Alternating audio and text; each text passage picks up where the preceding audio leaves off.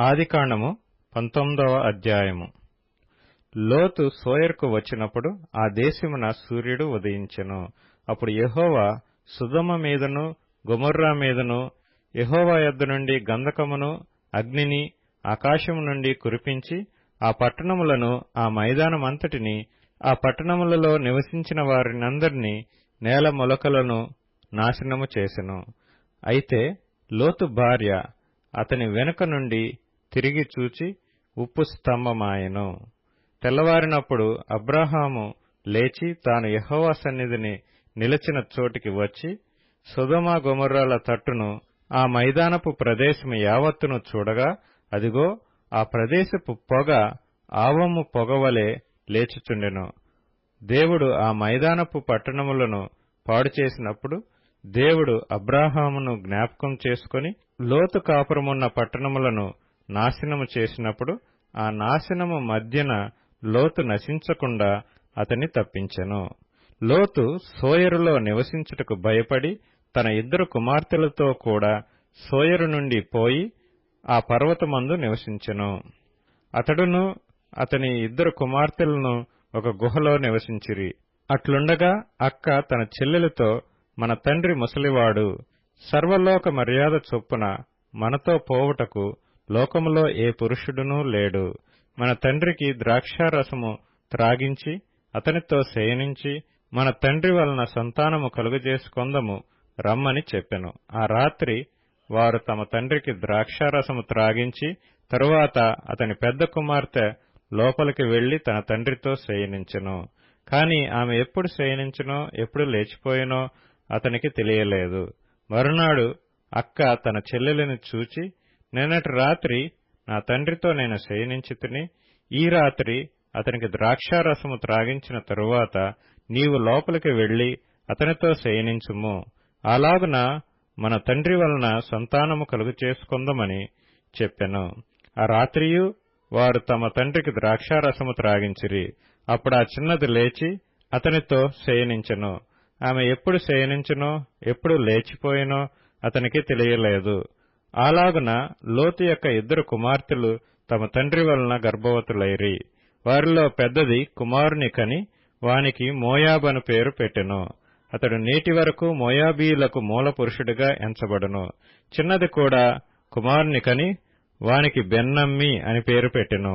అతడు నేటి వరకు అమ్మోనీయులకు మూల పురుషుడిగా ఎంచబడును. ఆదికాండము 20వ అధ్యాయము. అక్కడ నుండి అబ్రాహాము దక్షిణ దేశమునకు తరలిపోయి కాదేషుకును షూరుకును మధ్య ప్రదేశములో నివసించి గెరారులో కొన్నాళ్లు ఉండెను. అప్పుడు అబ్రాహాము తన భార్య అయిన శారాను గూర్చి, ఈమె నా చెల్లెలని చెప్పెను. గనుక గెరారు రాజైన అబీమెలెకు శారాను పిలిపించి తన ఇంట చేర్చుకొనెను. అయినను రాత్రివేళ దేవుడు స్వప్నమందు అబీమెలెకు నొద్దకు వచ్చి, నీవు నీ ఇంట చేర్చుకొనిన స్త్రీ ఒక పురుషునికి భార్య కనుక ఆమె నిమిత్తము నీవు చచ్చినవాడవు సుమా అని చెప్పెను. అయితే అబీమెలెకు ఆమెతో పోలేదు గనుక అతడు, ప్రభువా, ఇట్టి నీతిగల జనమును హతము చేయుదువా? ఈమె నా చెల్లెలని అతడు నాతో చెప్పలేదా? మరియు ఆమె కూడా అతడు నా అన్న అనెను. నేను చేతులతో ఏ దోషము చేయక యథార్థ హృదయంతో ఈ పని చేసితినెను. అందుకు దేవుడు, అవును, యథార్థ హృదయముతో దీని చేసితివని నేనెరుగుదును.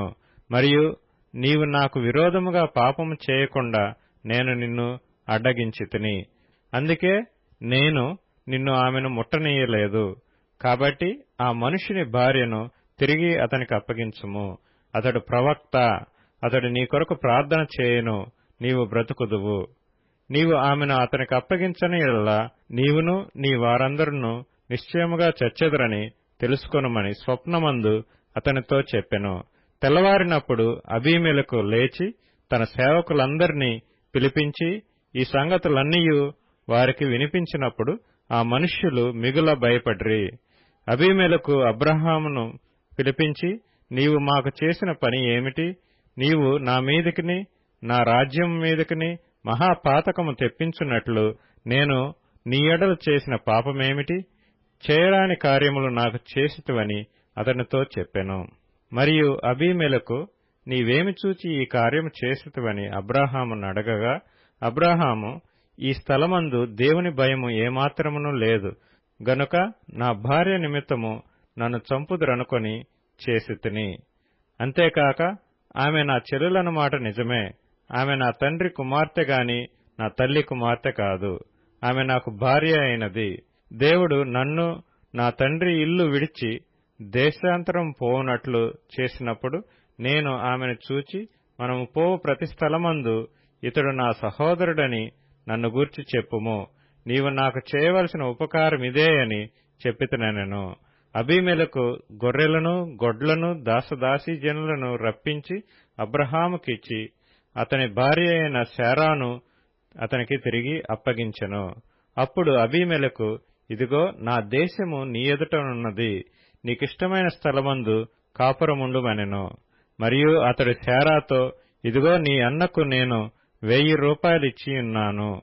ఇది నీ యొద్దనున్న వారందరి దృష్టికి ప్రాయశ్చిత్తముగా నుండుటకై ఇది నీ పక్షముగా ఇచ్చియున్నాను. ఈ విషయమంతటిలో నీకు న్యాయము తీరిపోయినదనెను. అబ్రాహాము దేవుని ప్రార్థించగా దేవుడు అబీమెలెకును అతని భార్యను అతని దాసీలను బాగుచేసెను. వారు పిల్లలు కనిరి. ఏలయనగా అబ్రాహాము భార్య అయిన శారాను బట్టి దేవుడు అబీమెలెకు ఇంటిలో ప్రతి గర్భమును మూసియుండెను. ఆదికాండము 21వ అధ్యాయము. యెహోవా తాను చెప్పిన ప్రకారము శారాను దర్శించెను. యెహోవా తానిచ్చిన మాట చొప్పున శారాను గూర్చి చేసెను. ఎట్లనగా దేవుడు అబ్రాహాముతో చెప్పిన నిర్ణయ కాలములో శారా గర్భవతి అయి అతని ముసలితనమునందు అతనికి కుమారుని కనెను. అప్పుడు అబ్రాహాము తనకు పుట్టినవాడును తనకు శారా కనినవాడునైన తన కుమారునికి ఇస్సాకు అని పేరు పెట్టెను. మరియు దేవుడు అబ్రాహాముకు ఆజ్ఞాపించిన ప్రకారము అతడు 8 దినముల వాడైన ఇస్సాకు అను తన కుమారునికి సున్నతి చేసెను. అబ్రాహాము కుమారుడైన ఇస్సాకు అతనికి పుట్టినప్పుడు అతడు 100 ఏండ్లవాడు. అప్పుడు శారా, దేవుడు నాకు నవ్వు కలుగచేసెను, వినువారెల్లా నా విషయమై నవ్వుదురనెను. మరియు శారా పిల్లలకు స్తన్యమిచ్చునని ఎవరు అబ్రహాముతో చెప్పును? నేను అతని ముసలితనమునందు కుమారుని కంటిని గదా అనెను. ఆ పిల్లవాడు పెరిగి పాలు విడిచెను. ఇస్సాకు పాలు విడిచిన దినమందు అబ్రహాము గొప్ప విందు చేసెను. అప్పుడు అబ్రహామునకు ఐగుప్తీయురాలైన హాగరు కనిన కుమారుడు పరిహసించుట శారా చూచి, ఈ దాసిని దీని కుమారుని వెళ్లగొట్టుము. ఈ దాసి కుమారుడు నా కుమారుడైన ఇస్సాకుతో వారసుడై ఉండడని అబ్రహాముతో అనెను. అతని కుమారుని బట్టి ఆ మాట అబ్రహామునకు మిక్కిలి దుఃఖము కలుగచేసెను. అయితే దేవుడు, ఈ చిన్నవాని బట్టియు నీ దాసిని బట్టియు నీవు దుఃఖపడవద్దు. శారా నీతో చెప్పు ప్రతి విషయములో ఆమె మాట వినుము. ఇస్సాకు వలన అయినదియే నీ సంతానమనబడును. అయినను ఈ దాసి కుమారుడును నీ సంతానమే గనుక అతని కూడా ఒక జనముగా చేసేదనని అబ్రహాముతో చెప్పెను. కాబట్టి తెల్లవారినప్పుడు అబ్రహాము లేచి ఆహారమును నీళ్ల తిత్తిని తీసుకొని ఆ పిల్లవానితో కూడా హాగరునకు అప్పగించి ఆమె భుజము మీద వాటిని పెట్టి ఆమెను పంపివేసెను. ఆమె వెళ్లి బెయేర్షెబా అరణ్యములో అటూ ఇటూ తిరుగుచుండెను. ఆ తిత్తిలోని నీళ్లు అయిపోయిన తరువాత ఆమె ఒక పొద క్రింద ఆ చిన్నవాని పడివేసి, ఆ పిల్లవాని చావు నేను చూడలేనని అనుకొని వింటి వేత దూరము వెళ్లి అతనికెదురుగా కూర్చుండెను. ఆమె ఎదురుగా కూర్చుండి ఎలుగెత్తి ఏడ్చెను. దేవుడు ఆ చిన్నవాని మొరను వినెను. అప్పుడు దేవుని దూత ఆకాశము నుండి హాగరును పిలిచి, హాగరు, నీకేమి వచ్చినది? భయపడకుము. ఆ చిన్నవాడున్న చోట దేవుడు వాని స్వరము వినియున్నాడు. నీవు లేచి ఆ చిన్నవాణ్ణి లేవనెత్తి నీ చేత పట్టుకొనుము. వానిని గొప్ప జనముగా చేసెదనని ఆమెతో అనెను. మరియు దేవుడు ఆమె కన్నులు తెరచినందున ఆమె నీళ్ల ఊట చూచి వెళ్లి ఆ తిత్తిని నీళ్లతో నింపి చిన్నవానికి త్రాగనిచ్చెను. దేవుడు ఆ చిన్నవానికి తోడైయుండెను. అతడు పెరిగి పెద్దవాడై ఆ అరణ్యములో కాపురముండి విలుకాడాయెను. అతడు పారాను అరణ్యములో నున్నప్పుడు అతని తల్లి ఐగుప్తు దేశములో నుండి ఒక స్త్రీని తెచ్చి అతనికి పెండ్లి చేసెను. కీర్తనల గ్రంథములో నుండి 7వ కీర్తన. యెహోవా నా దేవా, నేను నీ శరణు జొచ్చియున్నాను. నన్ను తరుము వారి చేతిలో నుండి నన్ను తప్పించుము. నన్ను తప్పించువాడెవడునూ లేకపోగా, వారు సింహము వలె ముక్కలుగా చీల్చివేయకుండా నన్ను తప్పించుము. యెహోవా నా దేవా, నేను ఈ కార్యము చేసిన ఎడల, నా చేత పాపము జరిగిన ఎడల, నాతో సమాధానముగా నుండిన వానికి నేను కీడు చేసిన ఎడల, నా శత్రువు నన్ను తరిమి పట్టుకొననిమ్ము. నా ప్రాణమును నేలకు అణగద్రొక్కనిమ్ము. నా అతిశయాస్పదమును మంటిపాలు చేయనిమ్ము. నిర్నిమిత్తముగా నన్ను బాధించిన వారిని నేను సంరక్షించితిని గదా.